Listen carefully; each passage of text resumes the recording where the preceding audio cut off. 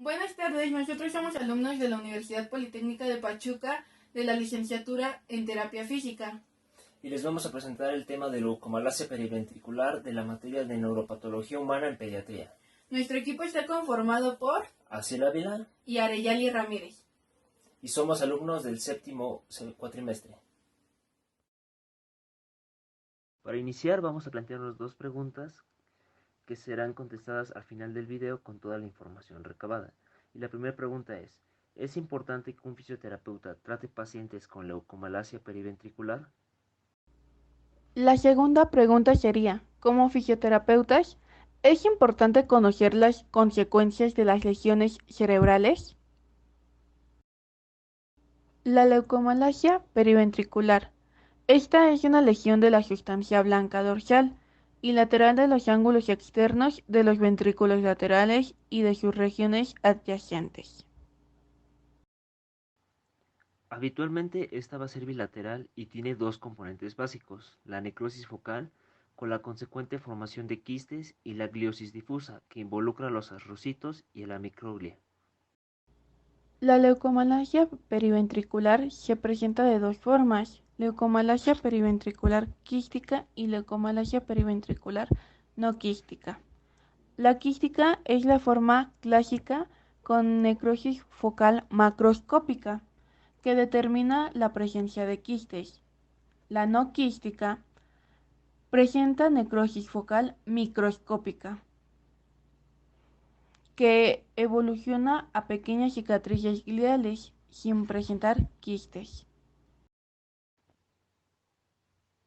En la actualidad, la leucomalacia periventricular quística es la que ocurre con menor frecuencia, y esta va a ser la forma más asociada a desarrollo de parálisis cerebral. Las dos causas más comunes por las que se da la leucomalacia es por razones isquémicas o por infecciones bacterianas intrauterinas por parte de la madre. La incidencia de leucomalacia periventricular va a tener una alta correlación con los bebés prematuros y con bajo peso al nacer, siendo menor a 1500 gramos. Si bien aunque es una lesión característica de los prematuros, también puede estar presente en los recién nacidos de término expuestos a hipoxia, particularmente en aquellos recién nacidos de término que son sometidos a cirugías cardíacas. Ahora les presentaremos nuestro caso clínico. Paciente masculino de 5 años de edad, el cual es procedente y residente de Cartagena, Colombia. El paciente fue llevado a consulta al departamento de neuropediatría por sugerencia escolar, ya que el paciente presentaba un déficit de aprendizaje de los colores, una motricidad pobre y un bajo rendimiento escolar. Al ser ordenada una resonancia magnética, se le diagnosticó con leucomalacia periventricular asimétrica del lado izquierdo. En los antecedentes heredofamiliares no se encontró ningún antecedente del tipo motor o cognitivo que fuese de interés para el caso.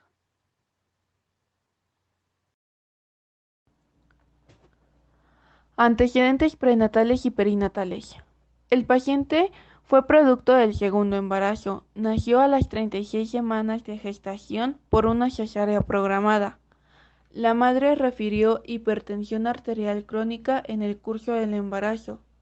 El paciente obtuvo un bajo peso al nacer sin saber el valor exacto. Al parecer, no presentó dificultades mayores ni crisis convulsivas. En los antecedentes postnatales sabemos que el paciente fue llevado a incubadora sin que se conocieran todos los detalles. Los hitos del desarrollo fueron normales hasta los 9 meses. Después de ese tiempo empezó a presentar dificultades en los hitos sociales, motor y de lenguaje.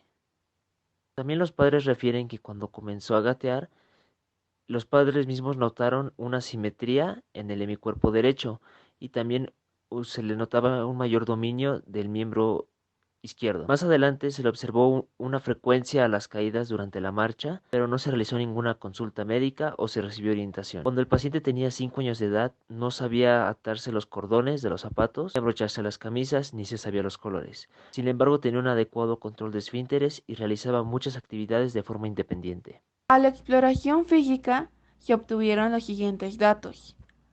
Peso con 25 kilogramos. Talla de 1 metro con 7 centímetros. Perímetro cefálico con 51 centímetros. El paciente fue colaborador, normocéfalo, cuello móvil, sin masas ni adenopatías. En el sistema cardiopulmonar fue normal, con un abdomen blando, depresible, sin masas ni megalias. En la exploración neurológica, su comprensión fue adecuada a las órdenes. No se observó que el paciente fuera hiperactivo, y el resultado de la exploración de los pares craneales fue normal. Durante la exploración del sistema motor se observó que no realizaba pinza superior. Tenía una hemiparesia en el lado derecho con los reflejos tendinosos exaltados de ese mismo hemicuerpo. No sabía brincar con la pierna derecha y realizaba con dificultad los trazos que se le indicaban, así como también tenía dificultad en la motricidad fina y lento para tomar los dictados. Tenía una tendencia al utilizar el hemicuerpo izquierdo. Sin embargo, los reflejos patológicos fueron negativos, así como las pruebas cerebelosas y de sensibilidad fueron normales. Y en esta diapositiva podemos observar lo que es la evidencia de los trazos que se le encargaba al paciente. Podemos notar la dificultad que tenía para copiar los trazos que se le indicaban, así como también la dificultad para realizar figuras geométricas de la manera más similar posible a la presentada.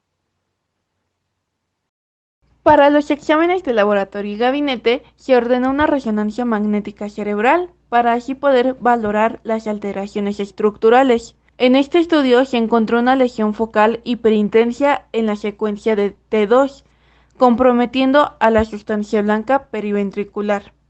En hemisferio izquierdo, se consideró que existía leucomalacia periventricular en el hemisferio izquierdo del paciente.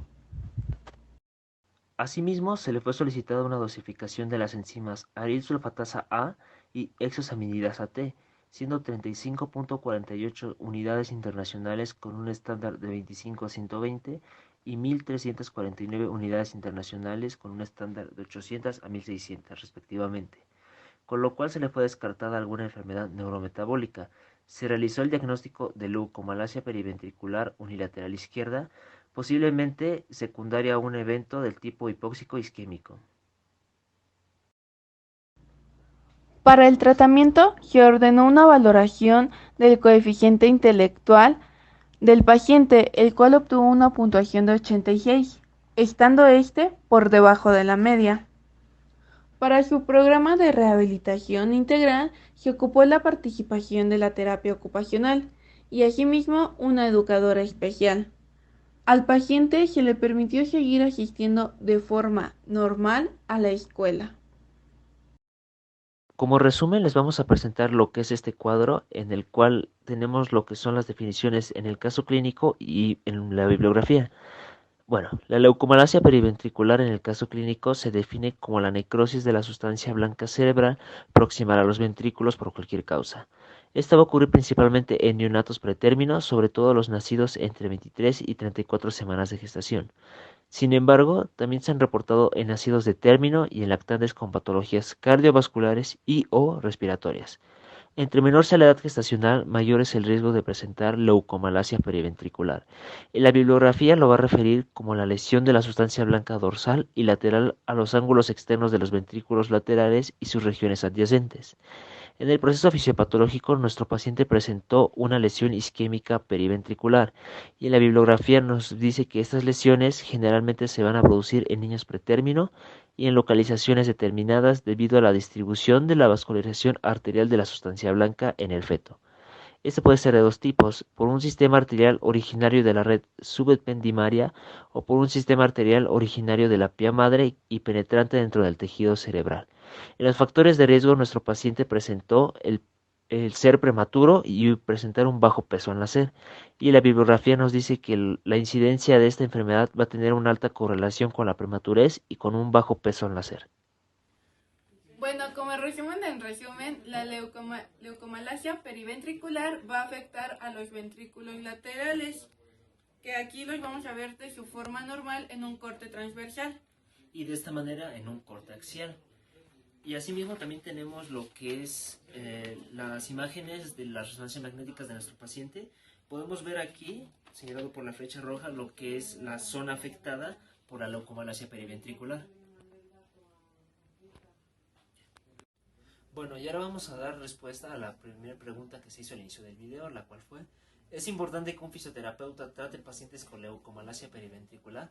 La respuesta a esta pregunta sería sí, sí es importante, ya que el fisioterapeuta va a trabajar en los hitos del desarrollo que no se realizaron en su momento, para que así el paciente no tenga alguna dificultad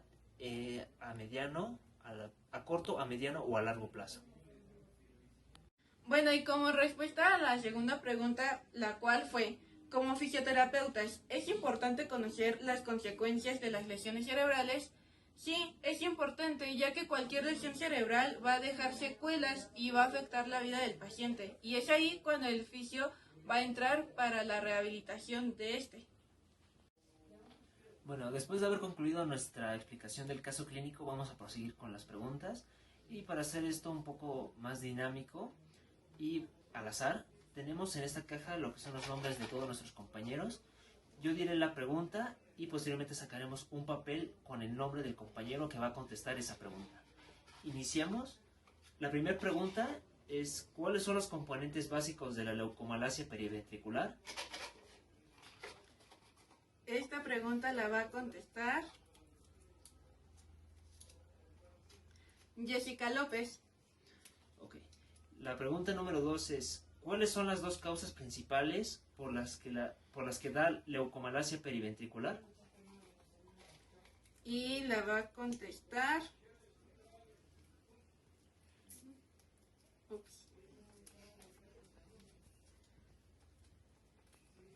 Ricardo Pimentel.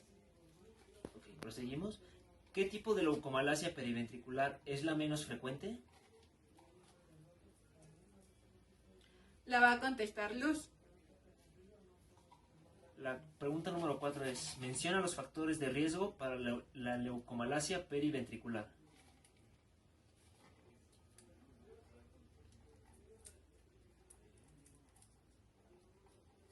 La va a contestar Denise.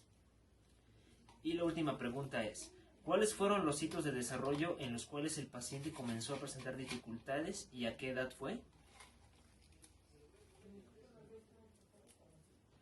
La va a contestar Leslie. Y serían todo por el momento, compañeros. Gracias.